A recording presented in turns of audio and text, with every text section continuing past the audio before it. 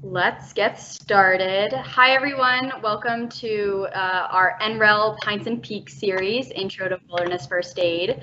I'm Maddie Miller, and I work at the Colorado Mountain Club as our kind of education guru, trip leader support coordinator, and all things programming and volunteers. So super excited to bring this to you guys tonight. This is one of my favorite presentations we offer, the Intro to Wilderness First Aid presentation. Tom is wonderful, so I will introduce him in a second. As I mentioned to most of you guys before, keep those mics off and those cameras off, and that will help with internet bandwidth and prevent from getting distracted away from the presenter, Tom. Tom has a few fun interactive things in the beginning of the presentation, so feel free to use the chat box to kind of utilize your answers and stuff like that. Any other questions that come up throughout the presentation, please use that chat box. Again, you probably all know the spiel by now. And without further ado, I would love to introduce our speaker, Tom Hartzell. Tom is wonderful, one of our beloved volunteers of the Colorado Mountain Club. He's been an active CMC member since moving to Boulder in 2011. He's a senior wilderness trekking school instructor, and he also instructs for the wilderness survival and trip leader schools. He enjoys hiking to the high lakes and is certified as a wilderness first responder. His favorite hiking spots are in Rocky Mountain National Park. So without further ado, I will hand it off to Tom. Thank you, Maddie, for that great introduction. I assume they cannot see me yet, that they're looking at my PowerPoint slide, but they'll be able to see me here in a second. I like to start my presentations with a quiz. So if you don't have your first pint yet and you want to grab it, I'll give you a couple of seconds to go get it. Answer the quiz via chat, just like the example says down below, 1 your answer, 2 your answer, those kind of things. Maddie's going to keep score, and for people to get them all right, I've got some Starbucks gift cards. Some of the questions only have 1 right answer. Some have 4 good answers, but 1 right answer. And pay attention to the questions that have bolded, underlined, and italics. Those words stress something and mean there's one better answer than the others. I'll go ahead and give you the quiz now. Take a look at that. I'll leave it up here for a minute or so, and just send Maddie a chat or a message with your answers, whether it's 1E, 2E, 3E, you know the drill. Just go ahead and send Maddie your answers. And at the end of our presentation tonight, I'll review the right answers, and then Maddie will tell us who got them all right. So go ahead, take some time, and take a look at the quiz. I'll give you a couple of minutes here.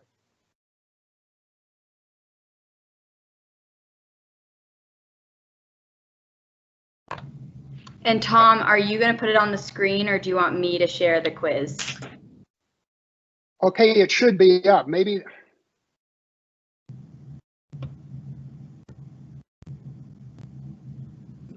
Give me a second here, Maddie. Yeah, no, take your time.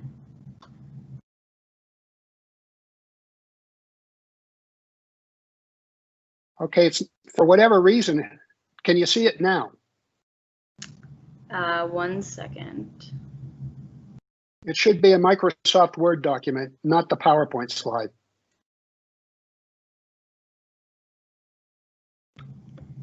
Not yet, but I can share if you want what I have. By all means, please do so. Sorry about that. No worries. Don't share the answer sheet, though. I will try, yes. Here we go. So the first question to everyone in the audience, what is the most effective way of treating a snake bite? And you can either put the text in there or put the letter. So A, B, C, or D.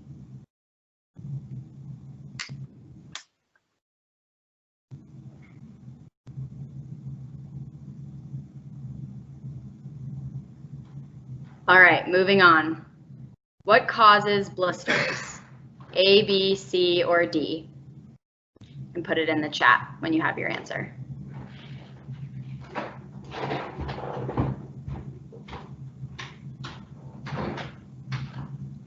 You guys are smart. Okay. Cool. Whoops, that's the old, go ahead, Maddie, I'm sorry. No, all you. No. And then number 3, for first aid purposes, what are considered to be the normal pulse and respiration rates of a person? A, B, or C?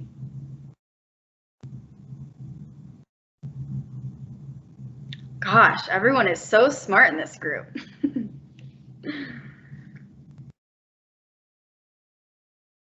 Perfect. Number 4, what must you do immediately before examining a victim or taking their vital signs? A, B, C, or D? These are good, Tom.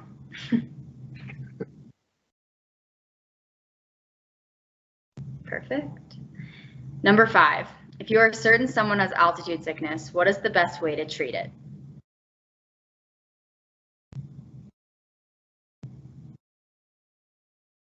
Nice, you guys. Oh, don't show the end. Okay, no. All right, I'm stopping. Thank you all for participating.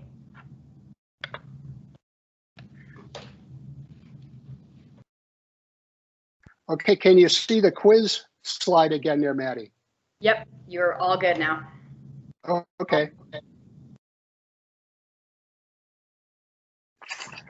Basically, wilderness first aid differs from the normal Red Cross first aid course you might take because you'll be treating somebody a lot longer and responsible for their care than you would if you were in an urban or your home environment. Here are a couple of quotes from the most recent Wilderness Medical Society conference. Treating a patient that you know should be somewhere else for longer than you want, and where the surrounding environment has more power over our well-being than the infrastructure does of our civilization.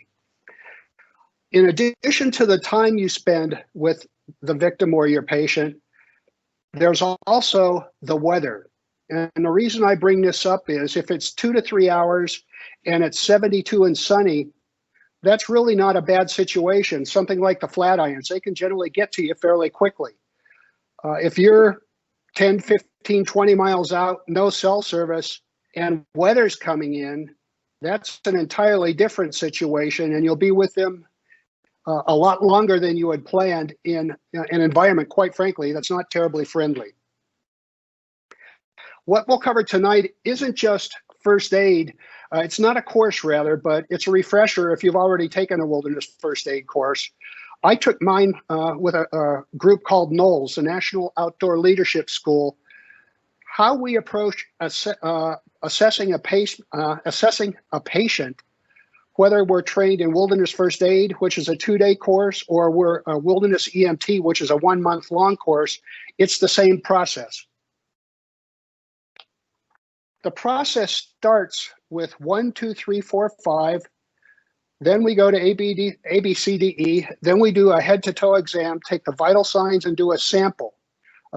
No need to take notes on this if you don't want to, because I'll make a copy of this presentation available sometime in the next day or two.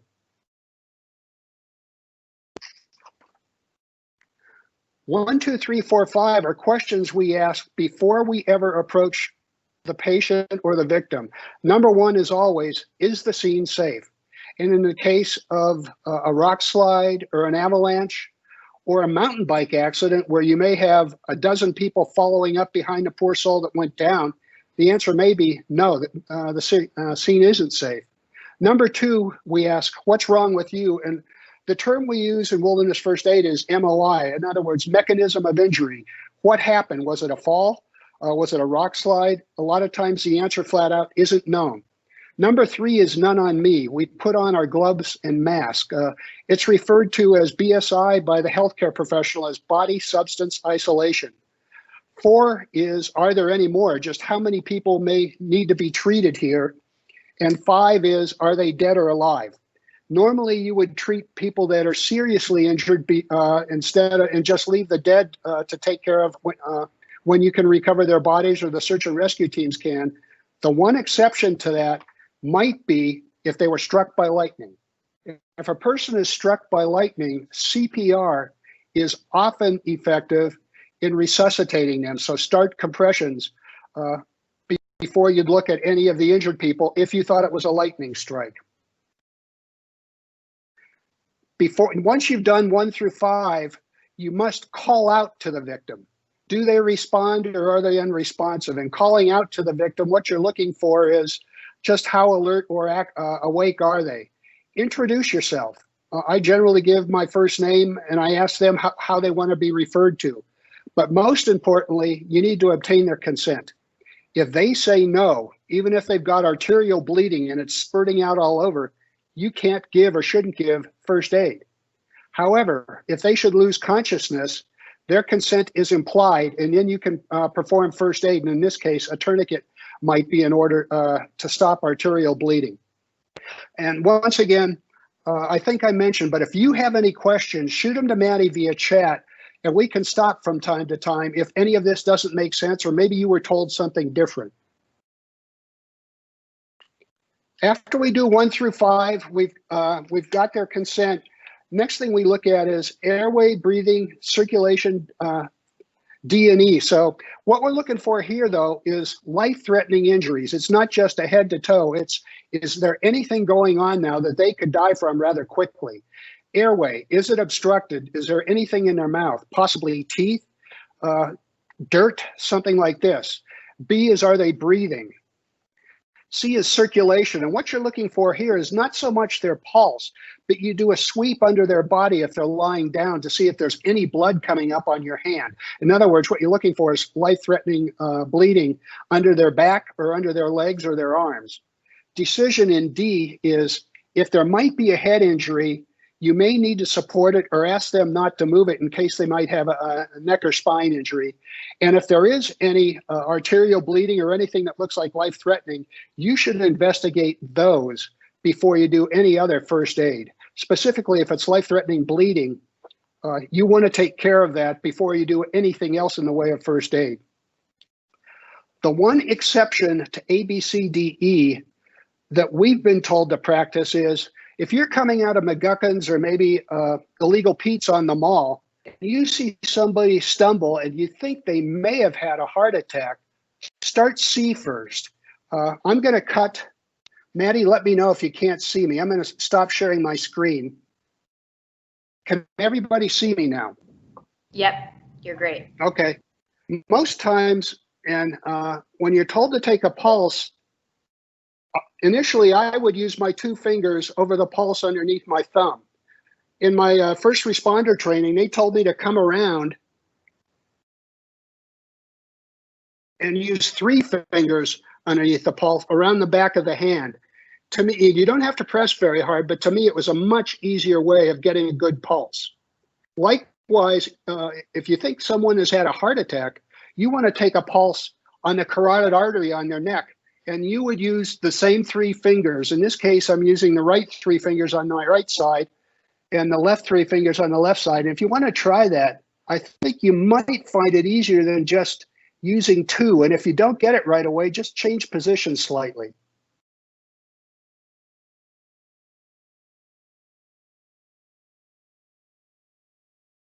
Are we back on the slideshow, Maddie?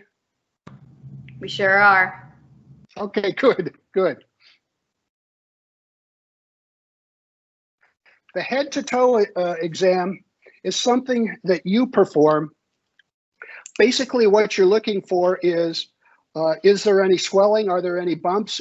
When you assess or examine their hair, is there any bleeding coming from their hair? And you basically go from the head to toe, but rapidly feeling the arms, the legs, pressing in a bit on the chest to see if there might be broken ribs. But I always explain what I'm about to do before I do it, just so if there is any tenderness, they'll tell you. And also, they appreciate knowing what you're doing and why you're doing it.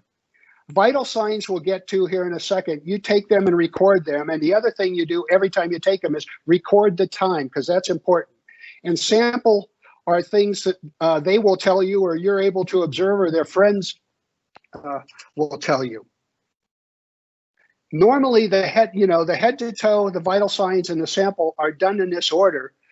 But In the case of sample, if you think somebody is becoming unconscious, or you think you're dealing with a medical injury, medical issue rather than an injury, I would do sample first. Notice what symptoms does the victim state they have. Do they have any allergies, medications? You can read the slide, but basically what you're looking for is pertinent information that you'd want to pass on to the search and rescue team, to the Flight for Life, or things that the emergency room or the clinic may want. When you do take the vital signs, you record the time of day every time they're taken. The first thing you record is level of consciousness. And for you folks that have had wilderness first aid training or any first aid training, they may have covered it. A, V, P, and U are what they use to refer to a level of consciousness. A means they're awake. V means they're not really awake, but they respond to some sort of verbal stimulus, shouting their name or just seeing if they're with it intellectually. P responds to painful stimulation. You may need to pinch their earlobe, possibly their hand, or some people like to use a sternal rub, which is very invigorating. And unresponsive means they're just flat out unresponsive or unconscious. If they're awake, the next level of responsiveness that we look for is something that you've probably heard about but never really known or had presented to you, and it's that A and O times 1, 2, 3, or 4. A and O is the person is awake and they're oriented, but they can't remember their name, which occasionally happens. A and O times 1 is the person is awake and oriented, knows their name, but don't know where they're at. And you can read the rest of this, but ideally, you're hoping that a person is at least A and O times 3. They know their name, location, and time of day. And for the best information, A and O times 4, where they know they're awake, they're oriented, and they know what happened that led to their injury. We've already covered this in the quiz, but a normal heart rate is taken at the wrist. Normal is 60, 100 beats per minute, and that can vary for every individual. Respiration rate, normal for a person, is 12 to 20 breaths per minute. But one thing I do, and that the slide says, is when I tell somebody I'm going to take their pulse for a minute, I take their pulse for 30 seconds, multiply it times 2, and then I observe their breathing for 30 seconds without telling them. Because if someone tells you you're going to observe their breathing, you become self-conscious and they try to control it. And in this case, I don't want them to control it. I just want to know under normal circumstances or the circumstances we're confronted with now, how rapidly are they breathing? The other thing we refer to in first aid that we check, I check it with a headlamp, ask people to close their eyes and then open them while my headlamp is on, is do the pupils react the same? Are they equal, round, and reactive to light? And they call this Pearl. If they don't react the same, or one is constricted and the other is dilated wide open, you'd want to note that on any notes you might be taking. I take vital signs every 15 to 30 minutes if I don't think the victim is seriously injured, but I take it more frequently if I think they're going in or out of consciousness, or it might be a serious injury and their level of consciousness or responsiveness might change.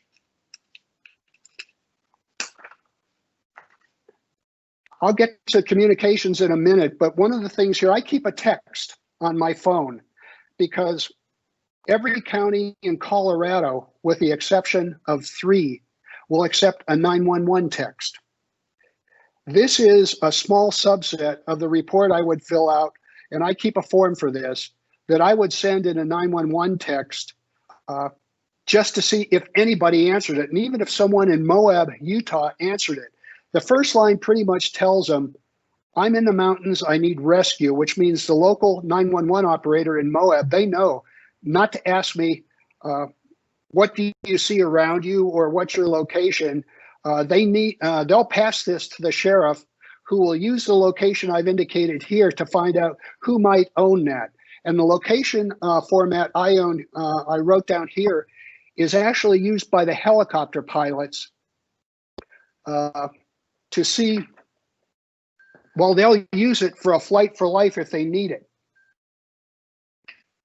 The PX is a patient, and notice I use a 50-year-old male or female in my example, but I don't use their name. In the Colorado Mountain Club, we have a number we call for emergencies. They will take responsibility for notifying the family when it's time. MOI, we talked about the mechanism of injury. In this case, it was a mountain bike accident. Patient's chief complaint. This is important because it lets the search and rescue or the Flight for Life or the hospital know what they complained about after they injured themselves. Or it might be an illness. I've got abdominal pain, in which case there's not a whole lot you can do about abdominal pain if they don't already have a history of it and they don't tell you more. You just note that they have abdominal pain. The next was important because the time, level of responsiveness, heart rate, and respiration rate. You notice I've got 4 blocks of time down here. I note the time each time I take it. It's not so much what the readings are each time, but it's the trend. If I take the vital signs every 15 minutes or half hour and they're not changing much, let's say I started at 76 beats per minute, then a half hour later it was 80, and then a half hour later it was 78. That tells me the person that's injured may not be injured seriously, or they're constant. If I see it go up, hold for a little bit, and then go down, and possibly go down drastically, that may be an indication for shock, and that could be very serious. And basically, for shock, all you can do is really make sure that the patient or the victim is comfortable. They're lying down, and when they're lying down, I carry a 3/4 size pad in my pack every trip that's self-inflating just to get somebody off the ground.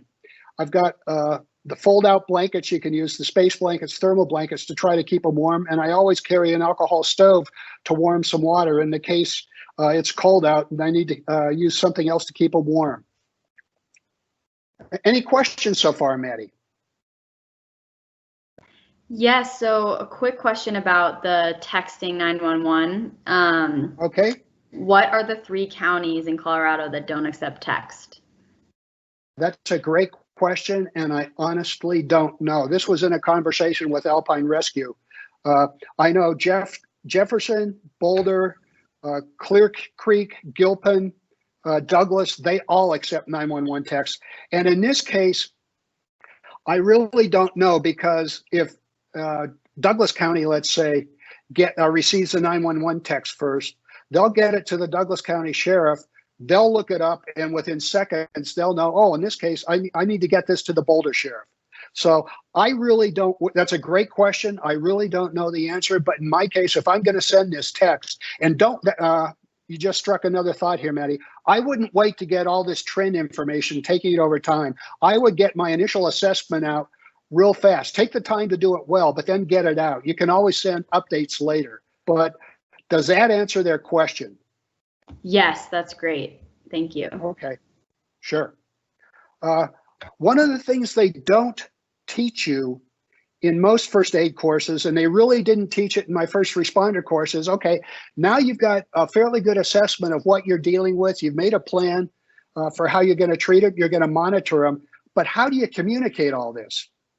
If you're on the Flatirons, hopefully you've got cell service, or even Rocky Mountain National Park has great cell service in a lot of locations.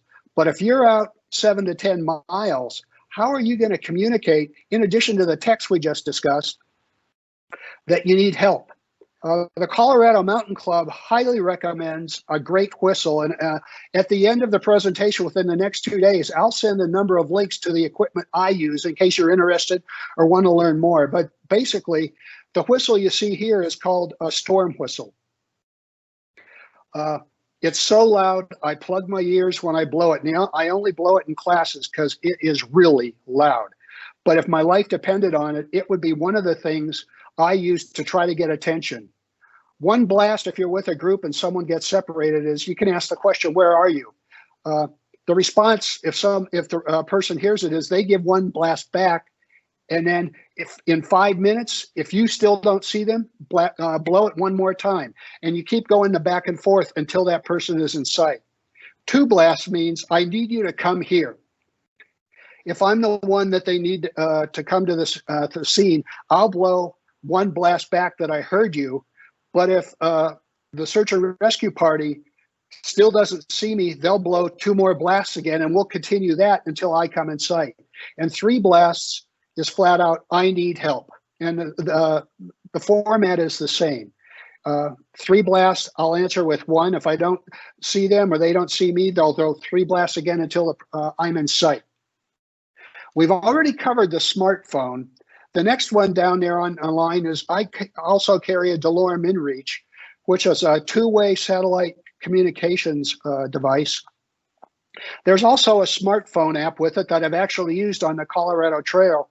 Not so much for an emergency, because they do have an SOS button, but I met a hiker that had injured himself hiking all night. He had a small ankle sprain and also a minor groin pull, and he just wanted to let his dad know that he's going to be 2 hours late getting to Kenosha Pass. None of us had cell service, but I got his dad's cell phone number from this gentleman, and I was able to send him a text saying, in this case, Kent will be 2 hours late. He's doing fine, but he's just running late. It took 25 minutes. These are not high-powered devices. It took 25 minutes to get to his father, and 45 minutes later, I got his dad's response saying, okay, I understand. I'll meet Kent at Kenosha Pass. Like I say, they do have an SOS function, and if you press that, they have a 24-hour call service that will send you a text back wanting more information, and I'll also let the search and rescue responsible party in that county know. And in Colorado, search and rescue, the focus always starts with the county sheriff, and they get in search and rescue or flight and life involved as needed. The last one on the right is a rescue link. It's a personal locator beacon. It's used solely for emergencies. Basically, what it sends out is it sends out my registration number, which doesn't cost me anything, and my location. If I'm in the over the continental United States, it sends it to the Air Force Rescue and Coordination Center in Florida. Within 5 or 10 minutes, they'll have the county sheriff notified that needs to take ownership for this. It's 3 times as strong as the InReach in the middle there. And if my life depended on it, I'd carry just the rescue link. But since I got the InReach first, I carry both of them with me on a hike. Because if I get in a bad situation, I'm going to let everybody know I can, including sending a text. And for search and rescue, we'll never yell at you for calling too often or waiting, calling when you're supposed to. They want you to call if you think something is wrong. And I'll leave it at that. And if you have any questions on any of those devices before we continue, send them to Maddie. Maddie, do we have any questions on those? I'll send you links to each of those devices as well if you're interested in learning more.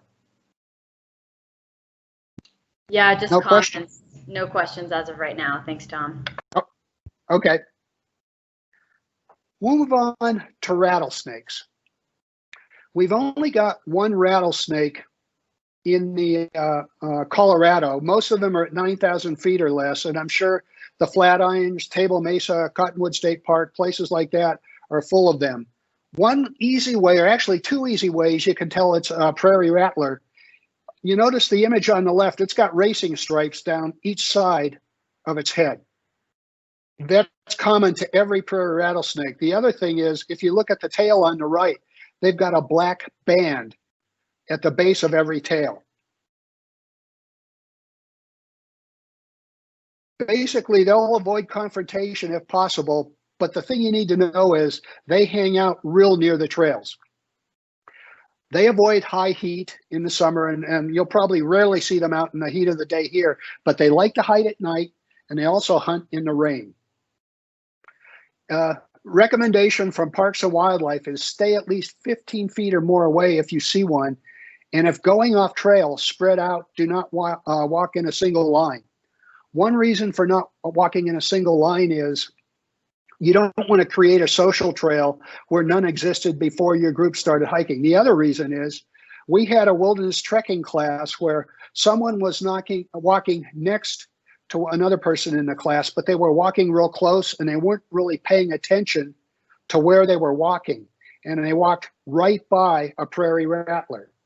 And in this case, prairie rattler just decided to leave, but that could have turned out a lot worse than the class started out in. If someone is bitten, keep the victim calm and lying down if possible to maintain the slowest possible heart rate. Don't try to walk out unless it's your only option. Try calling 911. The reason you keep the victim calm and lying down, as it mentions, is you want to keep the heart rate to a minimum. One of the test questions was, how do you treat it? And the only treatment is anti-venom. I'm going to cut real quick, Maddie. Let me know, can everybody see me?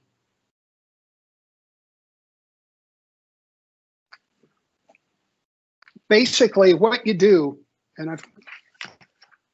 if you have a snake bite, let's say it's on my arm, and there were 2 dots here. Unfortunately, my pen's not in front of me, but you would circle where the snake bit you and write down the time. That helps the people at the hospital to know, okay, how long ago was he bitten or she bitten? And just, they'll start looking for signs of envenomation. I'm going to cut back here real quick, Maddie. Are we back on the slide right now? Yep. Okay. The other thing is, if you're bit by a rattlesnake, but you're not showing any signs of envenomation, they'll keep you probably for 4 hours in the hospital to see if any signs emerge. And then they'll tell you to call if after that you do start showing swelling or other signs of envenomation, the skin begins to die. Anti-venom is very expensive, which is why they might not administer it initially. It's anywhere from $1,600 to $2,000 a dose, and it's got to be kept refrigerated or frozen depending on what anti-venom they've got, which is why you don't see first responders or a lot of clinics carrying it. The other reason for calling 911 is the first responders that show up, if they don't have the anti-venom with them, if they weren't able to stop and get it on the way, they'll know who has it. And you don't want to risk taking someone to a clinic yourself only to find out that they don't have it, and now you have to drive somewhere else.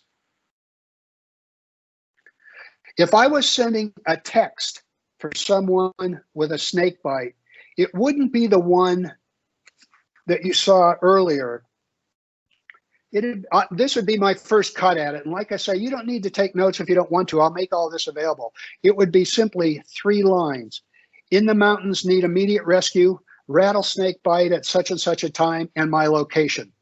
It really doesn't matter whether the person is man or woman or child.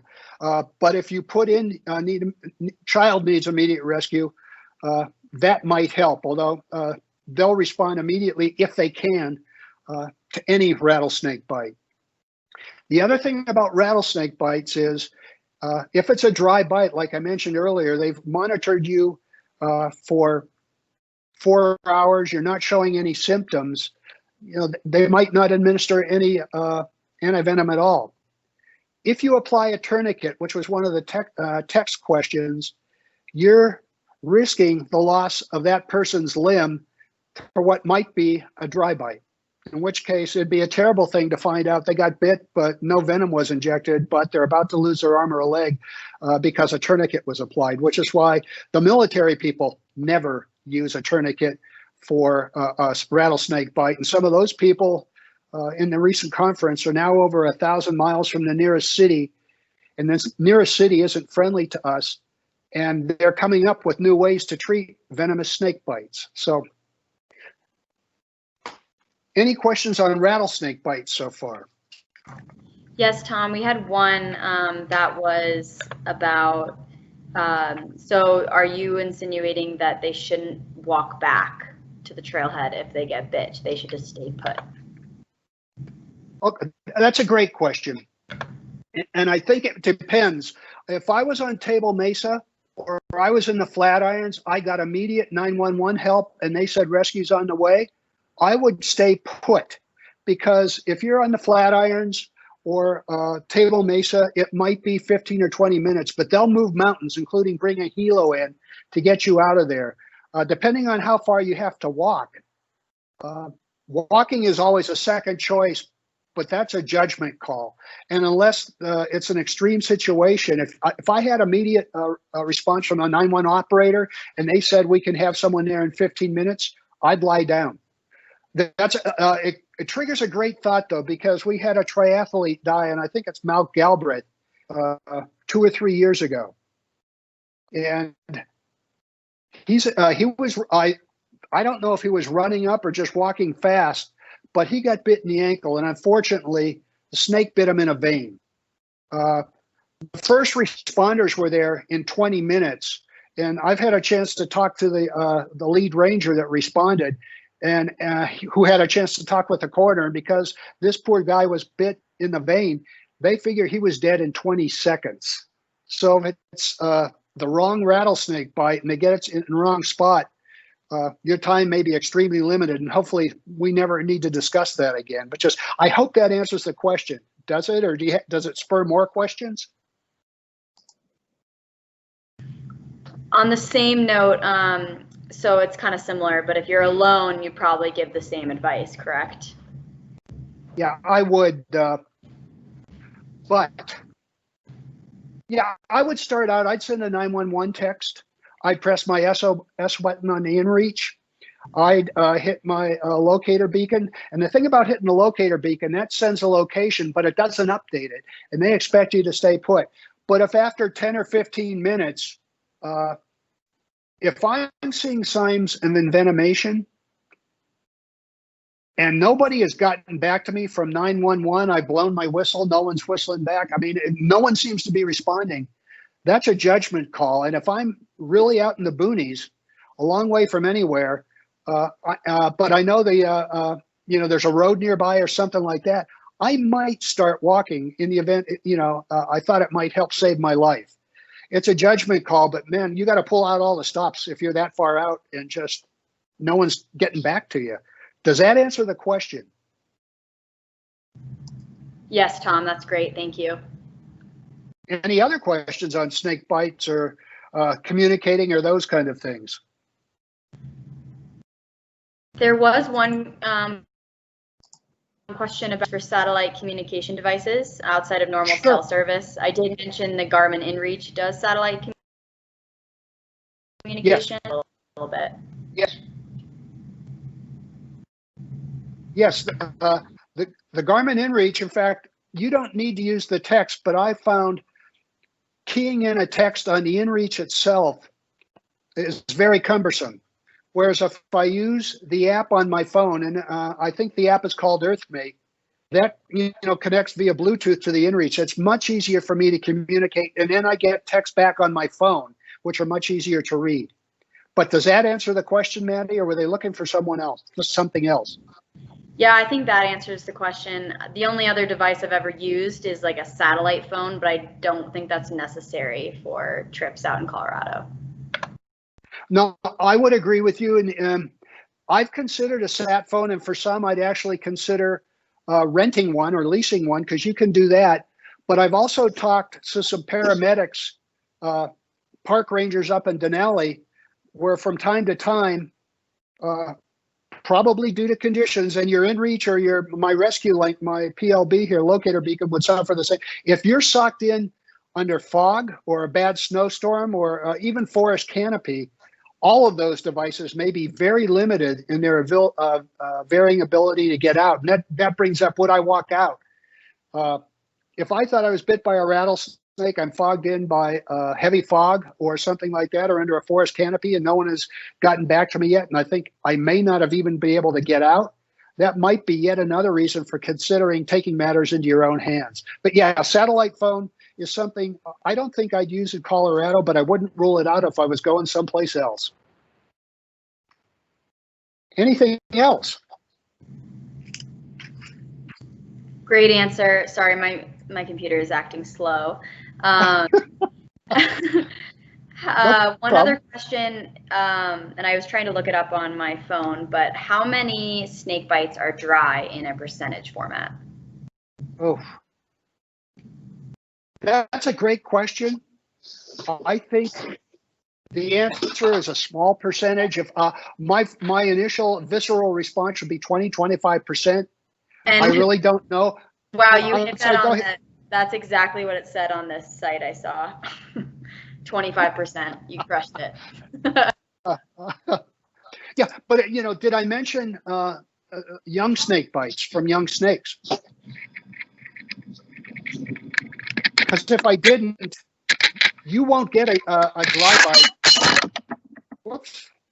Can you still hear me? If you get bitten by a young rattlesnake, they have not developed the ability to give a dry bite. Where an older rattlesnake, they can inject more venom or less venom, but if they choose that give you no venom just because you're annoying them and they want you to go away, an older rattlesnake can do that. A young one cannot. And while a young one cannot inject as much venom as an older snake, they can still kill you. So any questions on that?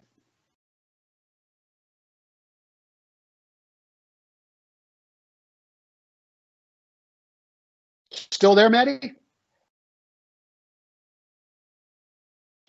Well, if not, if you can all still hear me, I'm going to go on first aid kits right now. Most of the instructors. Okay, thank you.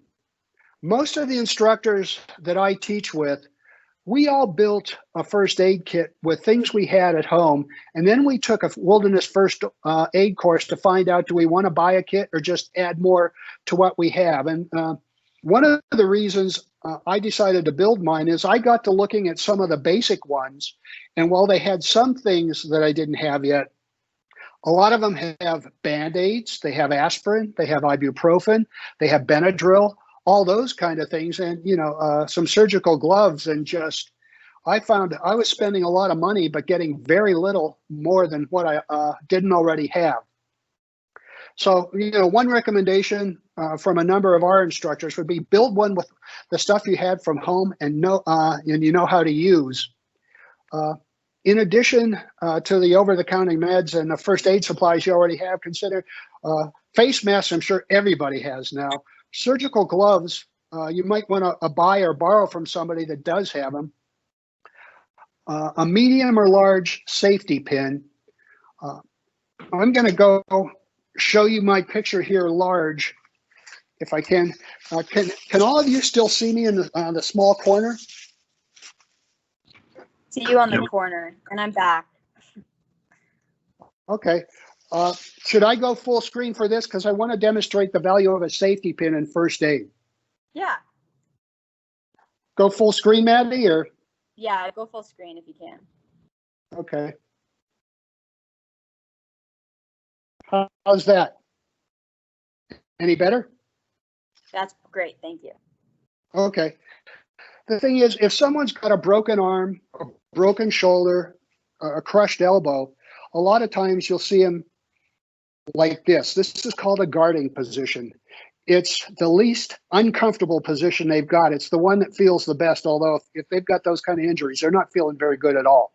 What a safety pin can do, you can take a safety pin and we don't teach you how to splint in this presentation anyway, how to splint somebody's arm or those kind of things. But you can take a safety pin and actually pin it to their puffy, which is why I put this on, so that they don't have to carry it around like this. And that helps a lot. Now, I would ask them beforehand, is it okay if I do this? But most of the time people say absolutely.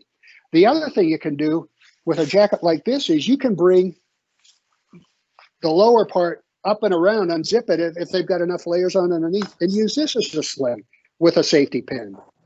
And that helps a lot too, because once again, I can just rest my elbow on this. I don't have to hold it in place. The other thing you want to do when you do this, we haven't talked about taking circulation, sensation, and motion in the appendages. If someone's got an injury in their arm or leg, and in this case, let's say it's the arm. If their arm was splinted like this, I would ask them, close your eyes and what finger am I touching? And okay, wiggle your fingers. Now sensation, circulation rather, I would take their pulse, kind of like what I showed you earlier. And not what I'm looking for is, what is their pulse? Is it strong and regular, or is it kind of weak and shallow or weak and thready? And then I would take pulse on the good arm, just to find out, are they the same? And if they aren't the same, without being overly descriptive, I would put that in my notes for when I finally turn them over to search and rescue or flight for life, just because that tells them there could be potential nerve damage in there as well as a break that they're dealing with. Any questions on that? Not at the moment. Okay. The other thing I use, well, first, a roll of white athletic tape. Not rocket science, but basically I'll send links to videos on how you can tape an ankle for somebody that's got a usable ankle injury, not a broken ankle, but if they just think they've sprained it, best case scenario is always treat it if you can and walk out. So you don't have to call search and rescue, because they're usually a minimum of an hour away from helping you, if not more, depending on where you're at and the weather, those kind of things. 4-inch gauze pads. The reason I say 4-inch and not 2 is I carry both in my first aid pack, but 4-inch I can cut with the trauma shears that are on the list. And the reason I say that,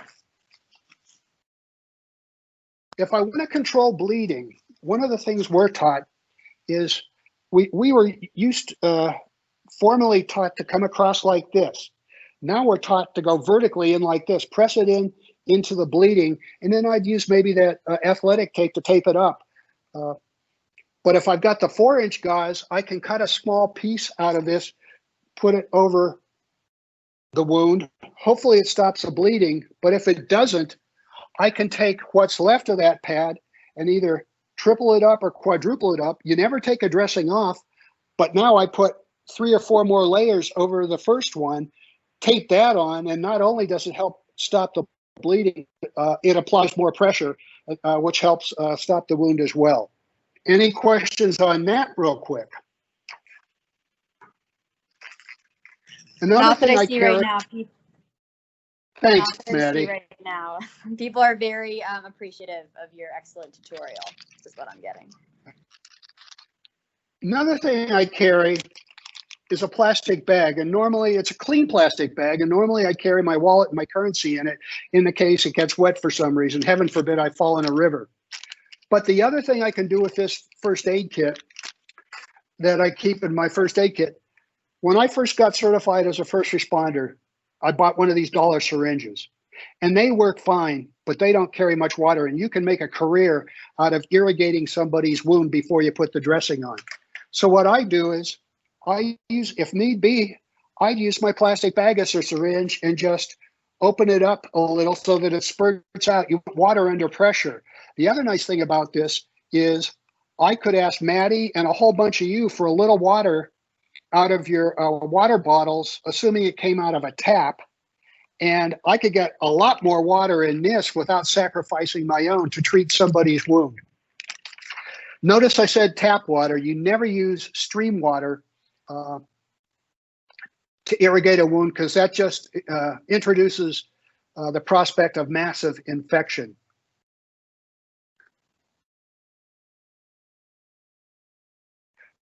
Okay, blisters. I carry a number of things for blisters, but you never want to tape directly over a blister. And the reason I say that is before they become blisters, they become hot spots. And you want to tape a hot spot the minute it happens. In my case, I tape my feet the night before, because even though my shoes fit great and my socks do a good job, I know I'm going to get hot spots after 3 or 4 hours of hiking. I also bring at least 2 pairs of socks on every summer hike and at least 3 in the winter. But basically, if you've got a hot spot, I use something called Leuco tape, which is just, I buy it on Amazon, and I'll send you a link to that as well. But basically, this stuff is very, very adhesive. You never stretch it to put it on. You just kind of lay it on and apply pressure over it, because this stuff stays on you for days if you need it to. Now for blisters, I use what they call a second skin blister pad over the blister, because if you put tape directly on it, the tape, when you take it off, will not only take the dead skin off, it'll remove a whole bunch of the skin that's healing. So in this case, this is a soft membrane that seals, but it's also moist inside that you put over the blister to keep any infection out, but it helps the blister heal much faster. And like I say, if you feel hot spots, when I first started hiking, I didn't say anything because I didn't want to be a Debbie Downer and keep everybody, slow the hike down, those kind of things. But now what I've come to realize, and all the people I hike realize, is if we get hot spots, we take a break. We grab some water, we eat some snacks, and we tend to our feet just so we can keep on hiking. Because the minute you put tape on a hot spot, it goes away. You can keep on hiking for the rest of the day, and I never have to touch my feet after putting tape on my shoes or on my toes rather, or on a hot spot. Any questions about blisters?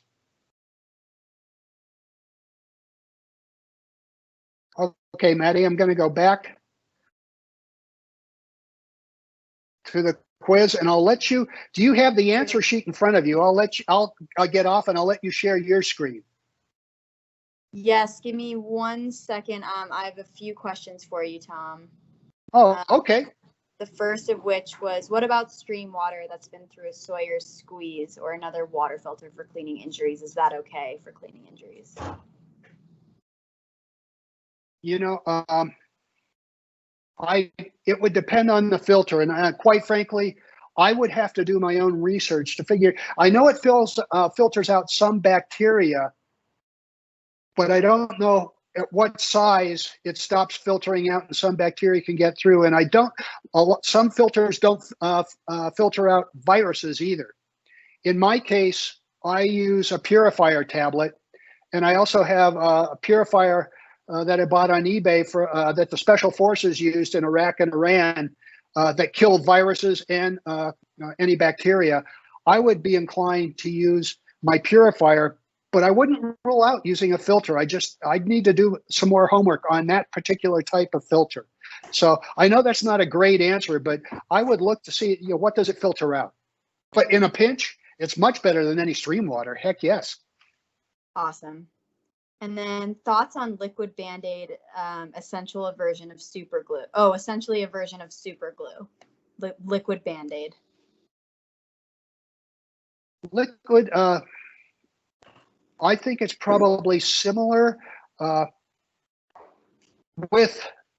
think the difference may come in, liquid Band-Aid to me is like second skin, where you apply it over, I don't think it's quite the same, because my understanding, and once again, I'm not sure, and I'm proud to say that, but if it was glue, I've got an anesthesiologist that hikes with me, a good friend, who would pinch the wound together and then glue it. With second skin, I think you just apply it over the wound, and initially it burns, but it does provide protection over the wound, and I think there's a slight difference there. Awesome. And then there was a little bit of a conversation. Sorry I missed this, but should you pop a blister? It was from someone. So if you could go over the reasons why we don't pop blisters in the backcountry quickly. Okay. Well, obviously, you don't want to pop a blister, but if Maddie, I'm gonna offer an alternative. In this case, what we were taught, if it gets to be the size of a nickel or bigger and it hasn't drained yet, one of the things we were taught you could do is get out your lighter, your matches, take the pin that I showed you earlier, safety pin, superheat the end of that, and then come up from the bottom of the blister and pop the bottom of the blister so it drains out from the bottom. Then you would put that pad over it, that adhesive pad, not tape, but adhesive pad over it. And there's adhesive around the pad, so it stays in place. It's actually very good at staying in place, but there might be, if it gets to be too big, you might want to pop it. And we were told under circumstances, that's okay if you do it properly.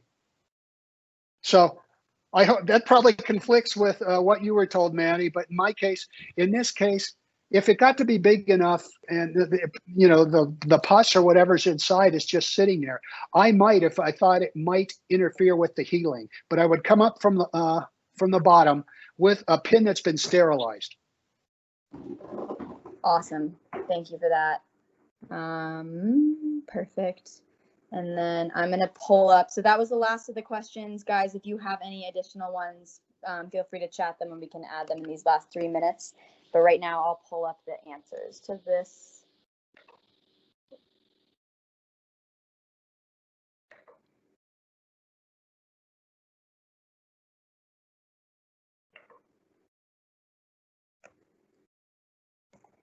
Bear with me, my computer crashed, so I'm kind of doing this from 2 different devices. Well, Oh, nope. No, can you go scroll up? That's the right know, screen. Scroll can't. 1 second. I know. Yeah. All right. So number 1, the answer was anti-venom from a clinic or hospital. Right. Does anybody have any questions about why that's right or the others are wrong? Because cutting an X, human saliva carries tons of viruses, bacteria, those kind of things. And rinsing and applying a pressure wound won't really do anything to stop the venom if you did get venom. It looks Can you like, scroll down? yeah. Cool. It looks like no questions about that one. Okay. Number 2, what causes blisters? You know, the type of socks really don't matter. I generally wear merino wool socks with a liner, silk or a thinner wool. Cotton socks are fine as a liner, but one thing you don't want them to do is get wet or get hot. The answer is C, because it's really moisture and friction between your foot and the sock or the boot that causes blisters. The fact that shoes or boots are too large may not be a problem if your heel is secure, but the right answer there is C. It's the moisture and friction that starts wearing on the skin and eventually creates the hot spot and then the blister. Any questions on that? It looks like there aren't any. Okay. Next one, number 3, for first aid purposes, what are considered to be normal pulse and respiration rates of a person? And obviously, I think everybody can see that it's 60 to 100 beats per minute and it's 12 to 20 respirations per minute.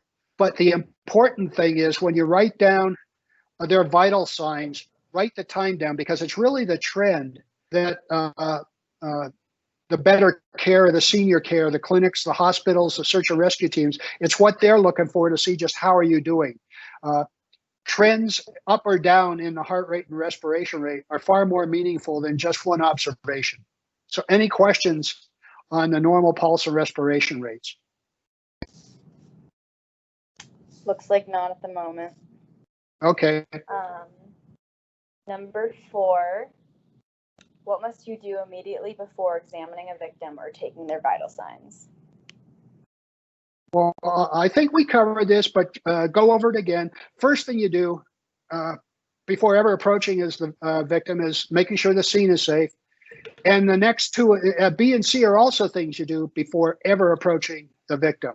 The last thing you do, and the correct answer is, if they're conscious and they're responsive, you need to get their permission, because if they say no, you really shouldn't and can't legally perform first aid unless they become unconscious, in which case their permission is implied, and then you can proceed. Any questions on that? Looks like not at the moment. Okay. Last question. If you are certain someone has altitude sickness, what is the best way to treat it? Right. And AMS is acute mountain sickness for people that haven't taken first aid yet, but ibuprofen helps with a headache. It really doesn't do anything to help address altitude sickness or alleviate its symptoms. If I think somebody is coming down with altitude sickness, one thing I will do is offer food and water, because a lot of times if people are new to hiking, they haven't been periodically eating and drinking, and they might be hitting the wall from an energy perspective, or they might be dehydrated. And sometimes you find that, okay, they were feeling bad, but now that we've taken a break and gotten some food and water, they're feeling good again. If you've done that and nothing seems to work, descending to a lower altitude is absolutely the thing you want to do, which is why C is the right answer. Resting at your current altitude won't make them feel any better. It may not make them feel any worse, but their altitude sickness isn't going to subside until you go down lower. Are there any questions about that or altitude sickness in general? Tom, there is a question about the above question from Jacob. Does the victim's orientation level factor into consent? That is a great question, and I would say it does. And the reason I say this, that's a super question. If they're awake, so on a level of consciousness, they're A for VPU, so they're awake. But if they're A and O times 0, they don't even know their own name, I wouldn't take that as consent. And the fact is, if they're not A and O times 3 or 4, I wouldn't proceed. If they don't know their name, they don't know where they're at. They may not know the time of day. They had their bell rung, but if they know their name and where they're at, that's a good start. But if they're not at least A and O times 3, I wouldn't proceed. I'd start taking vital signs. Hopefully that changes and it improves. But boy, that's a great question, because if they're simply awake and they don't know who they are, I would not perform any first aid.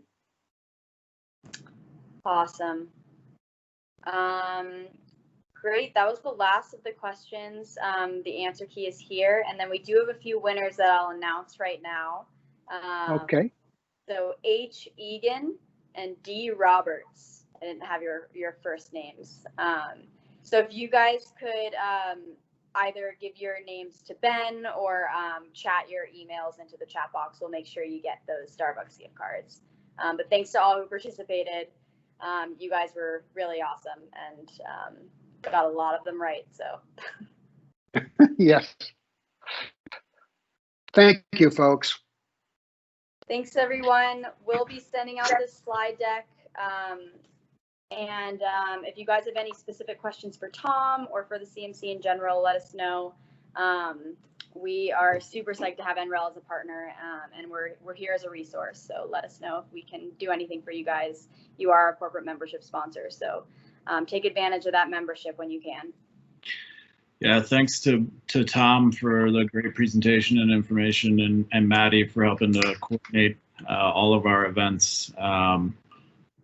Maddie just mentioned that we as NREL employees have a sponsor or a partnership with CMC, and that allows members benefits. So if you're trying to sign up as a member, I'm a member of CMC. I think probably some of you others are as well. But if you're interested in learning more about the benefits as a CMC member and the discount offered to NREL, there's information out there on the source, but you can also contact me or Dylan Maha directly, and we can certainly provide you a lot more details about the benefits. It's a great program, great organization, and we're happy to be partners with them and to be able to provide you guys these types of events. So thanks to you both, Maddie and Tom. That was great. Really appreciate it. And thanks to everybody else for attending. Hopefully you had a good time. If there's any questions about how to get the slides or access to anything, just let me know and I'll work that out. To the two winners, if you didn't chat your emails, shoot me. My name is Ben Whitney. Shoot me an email. I'll make sure to get you those winnings. So thanks, everybody. Appreciate it. You have a great day. Thank you, guys. Thank you, folks. That was wonderful. Thank you. Bye.